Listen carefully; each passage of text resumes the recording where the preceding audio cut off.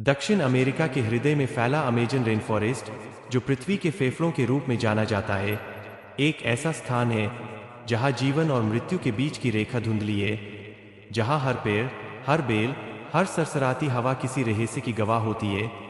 और यही जंगल सदियों से इंसानों की जिज्ञासा, भय और लालच का केंद्र रहा है। और इस विशाल 5.5 मिलियन वर्ग किलोमीटर क्षेत्र में फैले अंधकार में जंगल के भीतर ऐसी घटनाओं और किंवदंतियों की भरमार है जो सुनने वाले को रातों को जागने पर मजबूर कर दें। इस कहानी की शुरुआत होती है एक भारतीय वन जीव वैज्ञानिक डॉ. समर त्यागी से, जिन्हें अमेजन के भीतरी हिस्सों में एक रहस्यमय पौधे की तलाश में भेजा गया था। एक ऐसा पौधा जिसके बारे में कहा जाता था कि वह न केवल असाध्य रोगों को ठीक कर सकता है, बल्कि मृत्यु को भी चकमा दे सकता है। परंतु स्थानीय जनजातियां इस पौधे से इतना डरती थीं कि उन्होंने इसे याकू मानकू कहा, अर्थात जंगल की आत्मा। समर एक अंतर्राष्ट्रीय अनुसंधान टीम के साथ ब्राजील की राजधानी से हेलीकॉप्टर द्वारा जंगल के बाहरी क्षेत्र में उतरे और वहां से 6 आदिवासी गाइडों और 2 स्थानीय अनुवादकों के साथ जंगल की अथाह गहराइयों की ओर बढ़े।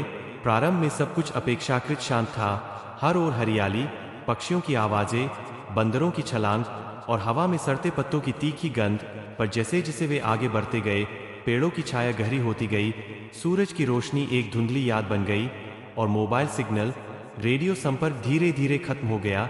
चौथे दिन जब वे याकू नदी के पार पहुंचे तो पहली अजीब घटना घटी। उनकी टीम का एक सदस्य, एलन नामक युवक, रात को लापता हो गया।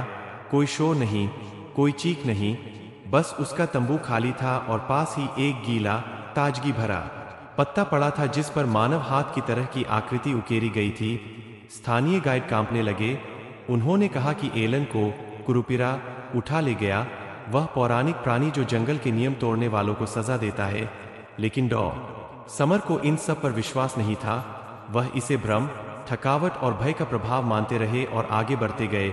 लेकिन अगले ही दिन दूसरा गाइड गायब हो गया और फिर एक के बाद एक हर रात कोई न कोई व्यक्ति लापता होता रहा। जो बचते थे वे कुछ बोलने की हालत में नहीं होते। उनकी आंखों में ऐसा डर होता जैसे उन्होंने खुद मृत्यु को अपनी आंखों से देखा हो। 7वें दिन जब समर ने एक पेड़ के नीचे खुदाई की तो वहां उन्हें एक कंकाल मिला, मानव कंकाल, जिसके चारों ओर बेलों ने घेरा बना लिया था, जैसे जंगल ने उसे अपने अंदर समा लिया हो। और तभी एक गाइड चिल्लाया कि याकू मानकू पास है। उसने देखा कि एक बेल उनके कैमरा ट्राइपॉड को धीरे धीरे लपेट रही है, मानो जीवित हो। और जब वे बेल काटने लगे तो उनमें से काली चिपचिपी लार जैसी तरल निकली। तभी एक बहुत धीमा लेकिन स्पष्ट फुसफुसाहट जैसा स्वर पूरे जंगल में गूंजा, चले जाओ। उस रात समर को सपने में एक पुरानी जनजाति की महिला दिखी जिसने चेतावनी दी कि यदि वे आगे बढ़े तो जंगल उन्हें जज्ब कर लेगा। लेकिन विज्ञान की जिद में उन्होंने अगले दिन यात्रा जारी रखी। अब पूरी टीम बस 4 लोगों तक सीमित रह गई थी और वे पहुंचे उस झील तक जहां कथित पौधा पाया गया था। झील एकदम शांत थी, इतनी कि उसकी सतह आईने जैसी लगती थी और उसके बीचों बीच एक द्वीप था जहां चमकदार नीले फूलों वाला पेड़ खड़ा था। पर जैसे ही वे झील पार कर द्वीप पहुंचे, पेड़ ने हरकत की। उसकी शाखाएं एक विशाल जीव की भुजाओं की तरह लहराईं और चारों ओर से काई जैसी बेलें जमीन से निकलकर इकट्ठा होने लगीं। ऐसा लगा मानो पूरा द्वीप जीवित हो उठा हो। पेड़ दरअसल एक सेंटिएंट प्लांट था, ऐसा जीवित प्राणी जो चेतन था, जो सोच सकता था, जो निर्णय ले सकता था। और उसने अपने पास आने वालों को दुश्मन समझा। उनमें से 2 लोग वहीं फंस गए। बेलों ने उन्हें धीरे धीरे लपेटा और समर बस किसी तरह बचकर झील में कूद गए।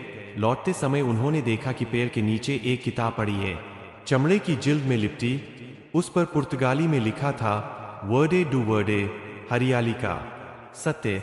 वह एक पुराने पुर्तगाली अन्वेषक की डायरी थी जो 1654 में अमेजन आया था और फिर कभी वापस नहीं गया। उसमें लिखा था कि यह जंगल जीवित है और यह तय करता है कि कौन जीवित रहेगा, कौन नहीं। समर को अब समझ आ गया था कि विज्ञान यहाँ केवल सीमित है।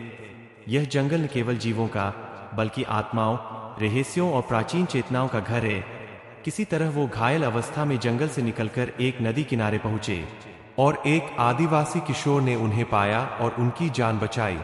महीनों बाद जब वे वापस सभ्यता में पहुंचे तो उनकी डायरी और नमूनों की जांच से पता चला कि वह पौधा वास्तविक था। उसकी कोशिकाओं में पुनर्जनन की अद्भुत क्षमता थी, लेकिन साथ ही उसमें एक न्यूरोटॉक्सिन भी था जो मस्तिष्क को भ्रम और डर से भर देता था। उन्होंने वह नमूना वैज्ञानिक संस्था को नहीं सौंपा, बल्कि उसे वापस उसी जंगल में लौटाकर उसी झील के किनारे दबा दिया, क्योंकि अब वे समझ गए थे कि यह जंगल किसी प्रयोगशाला का विषय नहीं है। यह एक आत्मा है, एक संरक्षक, एक न्यायाधीश, और जो इसे चुनौती देगा वह हमेशा के लिए खो जाएगा। और तब से लेकर आज तक डॉ समर ने कभी जंगल का रुख नहीं किया, पर उनकी आंखों में आज भी जब जब कोई झील की सतह पर चांद की परछाई देखता है तो वह अतीत के उस पल में लौट जाते हैं जहां प्रकृति ने उन्हें यह बता दिया था कि उसकी सीमाओं को समझा जा सकता है, छेड़ा नहीं जा सकता। और अमेजन अब भी वहां है, जीवित, जागरूक, सांस लेता हुआ, हर पत्ता, हर परछाई, हर आवाज में एक चेतावनी लिए, मैं देख रहा हूं।